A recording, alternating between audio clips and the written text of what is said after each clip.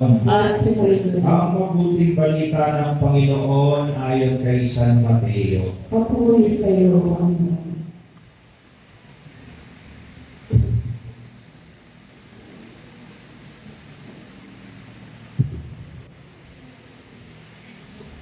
Habang bumababa sila sa bundok, tinanong si Jesus ng mga alagad, bakit po sinasabi ng mga eskriba na dapat munang pumarito si Elias? Sumagot siya, paririto nga si Elias upang ihanda ang lahat ng bagay. Sinasabi ko sa inyo na pumarito na si Elias, ngunit hindi siya nakilala ng mga tao at kanilang ginawa sa kanya ang gusto nila. Gayon din naman pahihirapan nila ang anak ng tao. At naunawaan ng mga alagad na si Juan Bautista ang tinutukoy niya.